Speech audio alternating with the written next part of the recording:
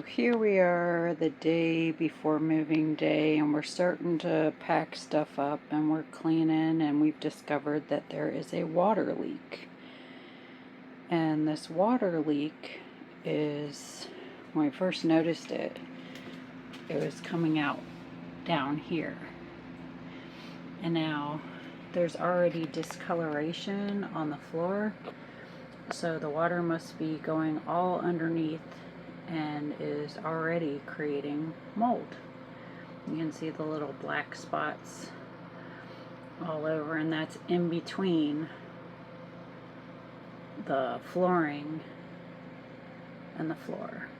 So looks like we're gonna have a pretty big problem here. The biggest problem is trying to find out where the leak is. I'm going to trace it back over to where the water heater is.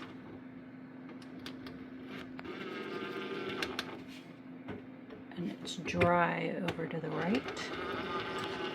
And it just starts with the wet to the left of the water heater. And then you have the refrigerator, so you can't take that apart. You'd have to take the refrigerator out to see what's going on there. I took out this drawer, and we're drying everything. And we've taken out underneath the cabinet to the left and drying, so we have to figure out where this leak is coming from. And then I guess we're going to have to replace some flooring. It's not very nice on a brand new unit. And the hard thing to think about too is if you have to take it somewhere, where are you going to live while they're fixing your stuff? These are the upsets about RV life.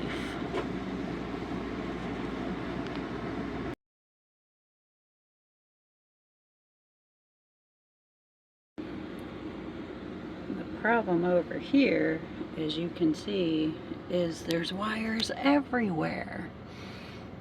So you can't really see much. I will say, in looking underneath this, I'm disappointed in the way they just throw all their stripped wire pieces everywhere, and they didn't really clean up behind themselves. I don't think that should be like that. It's probably common practice these days, but in my opinion, especially for what they're charging, they should be cleaning up after themselves and doing a better job. So far, I think I've seen that the water starts right to the left of this water heater. Pretty sure I'm gonna have to pull out the refrigerator though to see exactly where it's coming from. I've dried all the areas before it, and I see nothing over here to the right that's wet. We'll keep you informed of this process.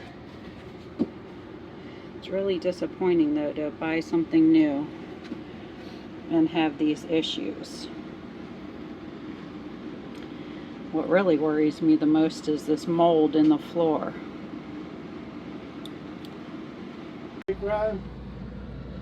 Hold on.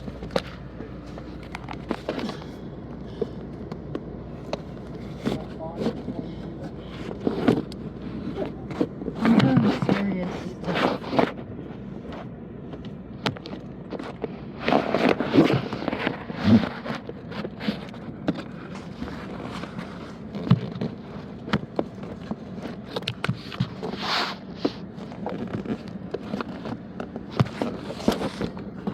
There's something I did not want to see. I said, there's something I did not want to see.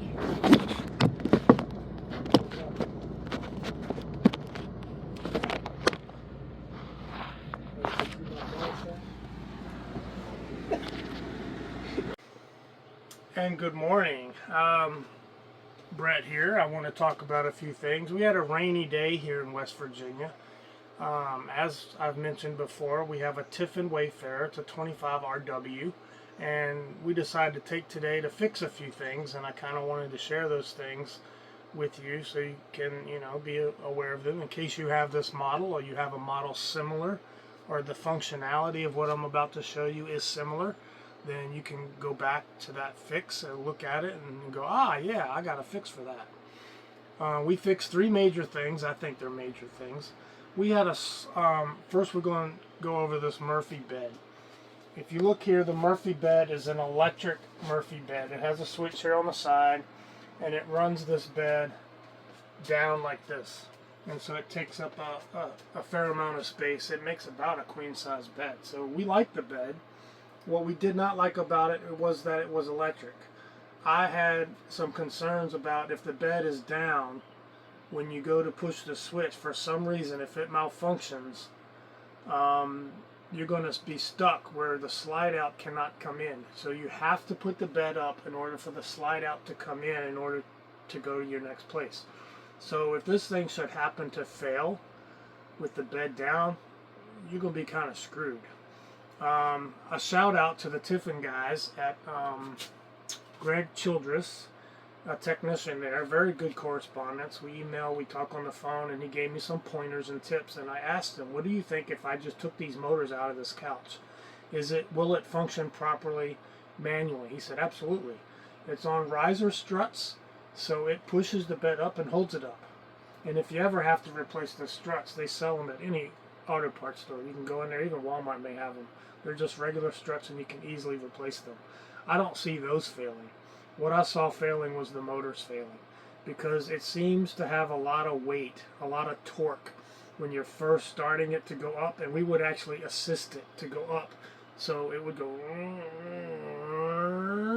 like that. And so it sounded like there was a lot of torque on the initial lifting. So I'd rather take them out of play. I don't want to be stuck somewhere on, at a campground and we have a road trip planned and then we spend 2 or 3 hours trying to get these motors off. I'd rather just take them off and be done with it. So this is what we got here. They're kind of a Ram style, made in China, of course. They just run on a 12 volt, so I just cut the wires. There's one on each side of the couch. So in order to access them, you had to open these panels here. I'll shine the light on them. These panels have 4 screws. You undo them on each arm. There's one on each side. You undo the 4 screws. I actually was able to access them by just undoing the 3 screws, and then I could work in behind them. But it was very accessible. It was in there like this, inside the armrest. Now, if this bed is stuck down and these fail, or the gear strip or whatever, you're forced to go in through these little cup holders. These will unscrew, and you're forced to go in through these cup holders, which would be very hard. He said you may not even be able to do it. It would take, someone with small arms, small hands. I'm like, let's just get rid of them. Let's get that out of play so we don't have a problem on our next move just trying to put a bed up. It's ridiculous. So there's 2 of these. I took them out. They're inside those panels, and all you had to do was, I think it was a 1/2-inch bolt. Just take the bolt out. I used a socket. The socket will work, but it does go right up as it starts to come out. It goes right up against the board. So on the other side, I had to use an open-end wrench. It was slow, but it didn't get stuck in there. And then the bottom just had a pull pin. You just pull the pin out and it disengages.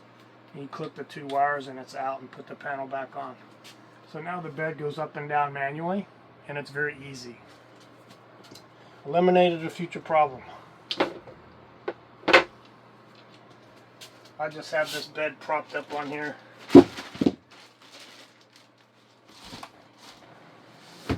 So now the bed just pulls down.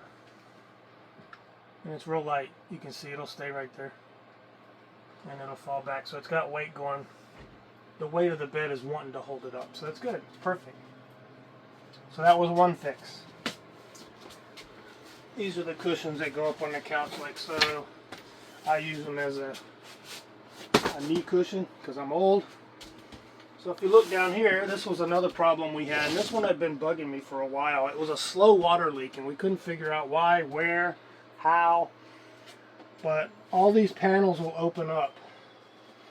So if you take the bottom chest of drawer out, you get to all the wiring And this system doesn't have a hot water tank per se. It's a Truma system, so it's a hot water on demand system, so it doesn't store a lot of water. But if you look right here, this is just hand tight. You unscrew this, and the problem was this band right here. It's these crimp style fittings. It takes a special tool to crimp them. But here's the one that I took off, and it's not crimped properly. If you look at it out here. Are you able to focus on that? You can see it didn't crimp properly. I actually slipped it off the end of the hose by hand, and I just replaced it with a worm gear style crimp. So if you look back in here, you'll see this is the non-manufacturer style clamp that I put on there. And so I just replaced that. It was dripping at the bottom between the hose and the fitting. So I've replaced this clamp with this one. Put it back on city water, and it seems to be doing fine. We have about 40 pounds of pressure here, and Greg was able to let me know that the water pump puts about 55 pounds of pressure to the lines. So what was happening is this was just drip leaking, and you get water in the coach on the floor. It's like a linoleum flooring, and then it would run down the length of the coach. And because it just seems like the front is always the lower point, it would run under the fridge, it would run under this drawer here in the kitchen, then it would run under this drawer here, and you can pop this drawer out, and you're able to get to it. At least you're able to get to everything. And you would see water actually seep out right here and out across the floor. But by the time you see it over here, it's already pulled up down there and ran downhill. So I think we have it fixed. We've had to dry these out with fans and towels to get all the moisture out of there, because you do not want moisture in your camper. That's your public enemy number one. I also learned that these floors are not wooden, so we wouldn't have damaged the flooring. These floors are actually cork and foam. I didn't know that, so I was worried about this water issue. Now, if another thing he told me is that because we were filling our fresh water tank through the wet bay, and it's designed to do that. You put it on dry, and it'll actually fill your fresh water tank from the wet bay, so you don't have to do it from the other side, you know, where you put a hose up and fill your tank normally. But what happens, it will overfill that tank if you're not watching it, and it will come up the tube where you feed it from the outside. If you take a regular water hose and put it in, it will overfill that, and then it'll run all down through here, the same channel. It's kind of a plastic fitting at the top, but it's not watertight. It's meant to go this way, not water coming up it. So if you do overfill that tank, it will run all over. There's a hole in the floor, a grommeted hole that has wires going through it. And we had this happen a couple times, and we got lucky that it didn't damage the inverter, because right underneath that hole in the outside bay is the inverter that converts the power from the battery to house current. So yeah, that would have been an expensive repair, but we recognized what was going on. We watched it, we paid attention to it. We haven't had any further gush leaks like we did the first couple times by overfilling the tank. So I think we fixed everything. And this little, probably a 99-cent fitting was the cause of it all.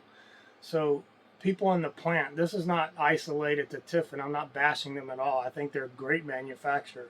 They're actually a high-end motorhome. But they employ people. And they employ people that do, you know, you don't know. They get in a hurry, and these are meant to be quick connectors. The little crimpers are quick connectors. And so they get in a hurry, and, you know, maybe they're under a timeline, but on the plant when they're doing these, they just, and this is a pressure line. So it was real imperative that this one get put on correctly. And they didn't take the time to crimp it correctly, or if the crimp failed, then to get a new one and put it on there and crimp it correctly and make sure that it has a good tight fit. They didn't do that, so it caused all this headache. But shout out, we got it, we fixed it, good deal. Couple other things we had issues with. Right here, there are a couple of screws that go into the floor, and it actually cut a perforation into the linoleum. We need to get some glue. We have some glue that we used, but I think it needs to be more of a gel. So these didn't stick very well, but the idea, see the screw there? I had to screw that back down into the floor, and then we'll get some glue and fix that. But the same thing here. I cut two small slits and pushed and screwed it into the floor, so now it's below the surface. And there may even be, there's one right here, I can feel it. We're going to wait on this one to see how this repair goes, and to see if we want to repair that or just wait until it's a problem. But these are minor things here. But the slide out has to go over this floor, so you're eventually just going to tear something. It's definitely another thing that if someone would have taken the time to look at it, Quality control could have been avoided. I'm sure they have quality control measures. So supervisors, when you're out there checking your guys, check all these things. Prevent problems from the future. Someone maybe not as handy as I, and I'm not saying I'm great, but you know, I've been around RVs a long time, and so I was able to trace that water line. But what would someone do that was maybe in their 80s? They just want to camp. They don't want to be bothered with this stuff. They're going to drive it back to the plant, schedule an appointment, and you know, it's just a big colossal waste of time, and it's all over a 99-cent you know, fastener. Take your time. Pay attention to what you're doing. Isn't that the same way where that table goes into the floor? Oh, yeah. Over here. Excuse some of our stuff. We're moving stuff around. But this floor, not the floor, but this piece right here is designed to have, I asked them about this piece. There's an attachment. We didn't even bring it because we don't use it. There's just two of us. There's an attachment for a table. And then these front chairs, the front chairs behind the curtains here will turn around. These are the captain's chairs. Will turn around and make two more seats. But we don't use it. But the problem with this is if you put the table in here, this thing's pretty loose. I can move it with my hands. And he says, yeah, you know, that's because there's no wood there. That's what started the conversation. I said, what do you mean there's no wood? He says it's a foam floor. And you say fiberglass? Yeah, it's fiberglass, foam, composite type material. So I mean, that's those kind of screws, fine thread screws, are not gonna. You better be careful. You might rip it right out the floor. Might rip it right out of the floor. So we're just gonna leave it. I wouldn't put a table in there. I wouldn't trust it. Yeah, I wouldn't trust a table in there. You're gonna do this with the table, and you're gonna ripping it right out of the floor. I mean, not for nothing, but this RV does cost a lot of money. Yeah. So I would certainly expect better quality control. I do too. One last thing, I'll show you what I fixed. Okay, here we are on fix number 4 for today. You remember the stairs going in and out? Well, you could fix that issue temporarily with a piece of aluminum foil. Yeah, aluminum foil, who knew? But this is the switch. It just, all it is it makes contacts with these two contacts, and when you close the door like so, it makes contact, and it's supposed to retract the stairs. But if these are out of alignment, or in this case, I'll tell you what happened. We just used this until we got to a place that we could, you know, work on it better. So here, what happened, there's a shim back here that makes these two protrude out more. These were recessed in the track, and they put the shim on top of these. So when the door closed, they were too far away and they were barely touching. Well, that shim needed to go behind, not on top of this bracket. So there's two pieces of plastic here. It's hard to tell, but there's one here and then there's one back here. It's 2 screws. You undo them, and then there's the wires. You unscrew the little screws, pull the wires out, so the switch will come all the way out into your hand. You put the shim in the back of the switch, and then hook the wires back up, and then run it back in. So all they did was put the shim in the wrong place. Instead of putting the shim behind the switch, they put the shim on top of the switch. Again, careless. Careless. So paying attention to detail, very important. And I think it works very well. When I close the door now, these things push all the way in like this. So I'm expecting this to be a fix. We won't really know until we start the motor and we start to go, because when you turn the ignition on, it recognizes these magnets and that the door's closed, and it thinks you're moving, and so it retracts the stairs automatically. Not a big fan of retracting stairs because, again, I think they're going to fail at some point, but we'll cross that bridge when we get to it. Okay, what I'm showing you here is if with the water leak it went down the floor in the subfloor panel, in the little canal that it had there for the wires, the plumbing, the heat duct. It comes in here behind this wall, and what it did is there's a grommet hole up here. It's kind of hard to see, but there's a hole here where all the wiring comes down. Well, water will also come down it. So water was coming down and splashing on this. This is the, inverter. I don't know what these cost, but I didn't want to have to replace it because of water. So, yeah, so that was a good identifying that this hole, if water runs down, there's a leak. It's probably going to run to this hole if your nose of your camper is downhill, and it's going to end up dripping on this. They actually, I looked at the instructions, and these actually come with a water deflector that they should have installed on top of this. This one does not have it. So I don't know if that's a shortcut, an oversight, or they decided that this is in the cabinet, they didn't need it. I don't know. But the actual instruction manual to this unit shows a deflector as part of the kit when you install them. And you can buy them aftermarket too. So I just wanted to show that to somebody in case you're having electrical problems and you have a water leak. That could be why.